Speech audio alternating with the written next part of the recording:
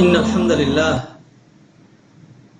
لله رب العالمين والعاقبة للمتقين وأصلي وأسلم على أشرف المرسلين وعلى آله وأصحابه أجمعين أما بعد সম্মানিত দর্শক মণ্ডলী, সম্মানিত রোজাদার ভাই বোনেরা, আল্লাহ পাক এক মহৎ লক্ষ্যে আমাদের উপর সিয়াম সাধনা ফরজ করেছেন।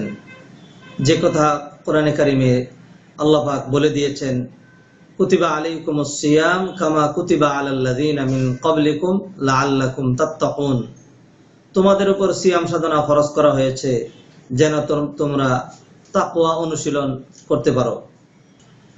মাহে রমাদানে একজন রোজাদার তাকওয়া অনুশীলন করবে, কিন্তু বাস্তবতার নিরিখে আমরা দেখতে পাচ্ছি আমাদের সমাজে যখনই সিয়াম সাধনা ঘনিয়ে আসে তখন মাহে রমজানকে পুঁজি করে, এই সিয়ামের মৌসুমকে পুঁজি করে অনেক ব্যবসায়ী তারা বিভিন্ন রকম অসৎ প্রক্রিয়া এবং অসৎ উপায় অবলম্বন তারা করে থাকে। আল্লাহ তাআলা মানুষের কল্যাণার্থে ব্যবসাকে হালাল করেছেন। কোরআনে তিনি বলেছেন, ওয়া আহাল্লাল্লাহুল বাইআ ওয়া হাররামার রিবা। আর ব্যবসা এমন এক বিষয় যে যেহেতু এর মধ্যে লাভ রয়েছে, মানুষের কিছু ফায়দা রয়েছে, সেই জন্য ব্যবসার প্রতি মানুষ অনেক বেশি ঝুঁকে পড়ে, উদ্বুদ্ধ হয়। এই জন্য অনেক বৈষয়িক বিষয় নয়, এমন বিষয়কেও আল্লাহ পাক ব্যবসা দিয়ে উদ্বুদ্ধ করার চেষ্টা করেছেন। যেমন ইমানের প্রক্রিয়া, জিহাদ ইত্যাদিকে আল্লাহ পাক ব্যবসার অধীনে নিয়ে এসেছেন, যেন মানুষ উদ্বুদ্ধ হয়ে ঈমান আনে এবং আল্লাহর পথে জিহাদ করে। সূরা সফের মধ্যে আল্লাহ পাক বলছেন, ইয়া আইয়ুহাল্লাযীনা আমানু হাল আদুল্লুকুম আলা তিজারা তুনজিকুম মিন আযাবিন আলীম। হে মুমিনরা, আমি কি তোমাদেরকে এমন একটি ব্যবসার কথা বলে দেব না যে ব্যবসা তোমাদেরকে মহান পীড়াদায়ক শাস্তি থেকে তোমাদেরকে বাঁচিয়ে দেবে। আর সেটা হলো তুমিনুনা বিল্লাহি ওয়া রাসূলিহি ওয়া তুজাহিদুনা ফি সাবিলিল্লাহ। তোমরা আল্লাহর প্রতি ঈমান রাখবে, রাসূলের প্রতি ঈমান রাখবে এবং আল্লাহর রাস্তায় জিহাদ করবে। তো আমরা দেখতে পাচ্ছি ব্যবসা এমন এক বিষয় যে মানুষের মন, মানুষের আকর্ষণ, মানুষের চাহিদা এই ব্যবসার সাথে লেগে থাকে। আর এই কারণেই অনেক সময় অনেক ব্যবসায়ীরা তাদের পদস্খলন ঘটে যায় যখন তারা এই অর্থের সামনে চলে আসে। এই জন্য ব্যবসায়ীকে দুই শ্রেণী থেকে বিভক্ত করা হয়েছে। এক শ্রেণী ব্যবসায়ী যারা এত অর্থ এবং লাভ এগুলো সন্ধান পেয়েও যাদের পদস্খলন ঘটে না, বরং তারা আল্লাহ এবং আল্লাহ রাসূল সাল্লাল্লাহু আলাইহি সাল্লামের নির্দেশিত পন্থা অবলম্বন করে ব্যবসা বাণিজ্য সম্পাদন করে, তাদেরকে তো আল্লাহ রাসূল সাল্লাল্লাহু আলাইহি ওয়াসাল্লাম অনেক বড় শুভ সংবাদ দিয়েছেন। আল্লাহ রাসূল সাল্লাল্লাহু আলাইহি ওয়াসাল্লাম এক হাদিসের মধ্যে বলছেন, আত-তাজিরুস সাদুকুল আমিন মা'আন নাবিয়্যিনা ওয়াস-সিদ্দীকিনা ওয়াশ-শুহাদা'i ওয়াস-সালিহিন। যে একজন সৎ ব্যবসায়ী, আত-তাজিরুস সাদুকুল আমিন, সৎ এবং আমানতদার ব্যবসায়ী, তার হাসর সাধারণ মুমিনদের সাথে হবে না, বরং তার হাসর হবে যেখানে হাসর হবে নবীদের, সিদ্দীকিন, শুহাদা, সালেহিন, তাদের সাথে তাদের হাসর হবে। পক্ষান্তরে কিছু ব্যবসায়ী রয়েছে যারা এই অর্থের কাছে হেরে যায়, যারা আর সততা অবলম্বন করে রাখতে পারে না, ধোঁকা, প্রতারণা, মিথ্যা ইত্যাদির আশ্রয় নেয়। তাদের ক্ষেত্রে আল্লাহ রাসূল সাল্লাল্লাহু আলাইহি ওয়াসাল্লাম বলেছেন, আত-তুজ্জার হুমুল ফুজ্জার। ব্যবসায়ীরা দারুণ পাপিষ্ঠ। আর কারণ তারা ব্যবসা করতে গিয়ে মিথ্যা, অসৎ উপায় অবলম্বন এবং মাপে কম দান ইত্যাদি প্রক্রিয়া তারা শুরু করে। আল্লাহ পাক কোরআনে কারিমে নিষেধ করেছেন।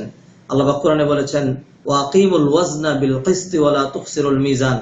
তোমরা ওজনে কম দিবে না, তো ওজনে কাউকে ঠকাবে না, ইনসাফের সাথে তোমরা ওজন এবং পরিমাপ করবে। বাস্তব সত্য হচ্ছে, যখন মাহে রমাদান ঘনিয়ে আসে তখন আমরা দেখতে পাই আমাদের সমাজের এক শ্রেণী ব্যবসায়ী তারা বিভিন্ন মালামাল তারা এগুলিকে কুক্ষিগত করে রাখে, পঞ্জীভূত করে রাখে এগুলোর দাম বৃদ্ধি করার জন্য, এবং বিভিন্ন দ্রব্যের দাম বাড়িয়ে দিয়ে তারা যাদেরকে কষ্ট দিচ্ছে তারা হলো ইমানদার, রোজাদার। এবং একজন রোজাদারকে কষ্ট দেয়া এবং ইমানদারদেরকে এইভাবে বিপদে ফেলা, তাদেরকে ঠকানোর প্রক্রিয়া করা, এটা একজন মুমিনের জন্য হারাম। সুতরাং এই প্রক্রিয়ায় ব্যবসা করা নিঃসন্দেহে এটি একটি গুনার কাজ। বরং উচিত ছিল ব্যবসায়ীদের মাহে রমাদান যখন আসবে সিয়াম পালনকারীরা তারা যেন স্বাচ্ছন্দ্যে এবং নির্বিঘ্নে তারা যেন তাদের কেনাকাটা করতে পারে এবং সহজে তারা সিয়াম সাধনা পালন করতে পারে, সেই জন্য ব্যবসাকে আরো সহজ সাধ্য করা।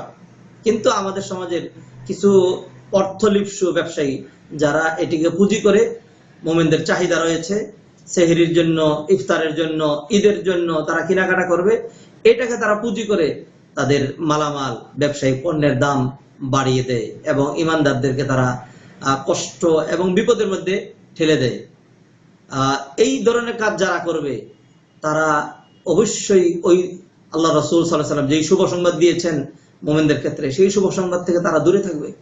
কেউ যদি একজন মুমিনের সহযোগিতা করেন, মুমিনের জন্য সহজ করেন, আল্লাহ পাক তার জন্য সহজ করেন, আল্লাহ পাক তার সাহায্যে থাকেন। আর কেউ যদি একজন মুমিনের জন্য কোনো বিষয়ে কঠিন করে দেয়, তাহলে আল্লাহ পাক তার জন্য কঠিন করে দেন। আর যেই অর্থের জন্য আমরা এইভাবে এই অসৎ উপায় অবলম্বন করছি, মিথ্যার আশ্রয় নিচ্ছি, কেউ কেউ তো এরকম বলে যে মিথ্যা ছাড়া ব্যবসায়ী হয় না। যে অর্থের জন্য আমরা এরকম করছি, সেই অর্থ, সেই পাতকীয় অর্থ, সে তো জগতের সকল অনর্থের মূল। এই অর্থ একদিন পড়ে থাকবে আর আমাকে একাকী আমাকে চলে যেতে হবে। সুতরাং যেই অর্থের পিছনে আমরা লেগে মুমিনদেরকে ঠকাচ্ছি এবং রোজাদারদেরকে কষ্ট দিচ্ছি, সেই অর্থ কিন্তু একদিন আমার উপকারে আসবে না। এই জন্য যেই বিষয়ে আমার আপনার আসল কল্যাণে আসবে সেদিকে খেয়াল করে, সেদিকে মনোনিবেশ করে আমরা যদি আমাদের ব্যবসায়িক প্রক্রিয়াটাও সুন্দরভাবে করি, তাহলে কিয়ামতের দিন নবীন, সিদ্দিকিন, শুহাদা, সালেহিন তাদের সাথেও আমাদের হাসর হবে আর মুমিনদের দুয়াও আমরা পাবো। তো সেই জন্য আমাদের উচিত বিশেষ করে মাহে রমাদান কেন্দ্রিক আমাদের ব্যবসাগুলিকে আরো সহজ করা এবং নিছক লাভের আশায় অথবা নিছক অর্থের পিছনে পড়ে অসৎ উপায় অবলম্বন করা, মিথ্যা অথবা মাপে কম দেয়া অথবা মুমিনদেরকে ঠকানোর চেষ্টা করা, এই সমস্ত প্রক্রিয়া থেকে আমাদের বিরত থাকা উচিত। যখন মাহে রমাদান আসে, এই জন্য একজন ফেরেশতা এসে ডেকে ডেকে বারবার বলতে থাকেন, ইয়া বাগিয়াল খাইর আকবিল, হে কল্যাণকামী প্রতিযোগিতা করে এগিয়ে চলো, ওয়া বাগিয়াশ শাররি আকসির, হে অকল্যাণকামী থেমে যাও আর সামনে আগানোর চেষ্টা করবে না। তা সুতরাং আসুন মাহে রমাদানের এই সুন্দর সময়ে আমরা আমাদের তাকওয়ার পাল্লাকে আরো ভারী করার চেষ্টা করি, নেক আমল করি এবং তাকওয়ার গুণে গুণান্বিত হয়ে ইহকাল এবং পরকালের চির সফলতা খুঁজে পাওয়ার চেষ্টা করি। ওমা তৌফিক ইল্লা বিল্লাহ ওয়া সাল্লাল্লাহু আলা নবিয়িনা মুহাম্মদ ওয়া আলা আলিহি ওয়া সাহবিহি আজমাইন। আসসালামু আলাইকুম ওয়া রাহমাতুল্লাহি ওয়া বারাকাতুহু।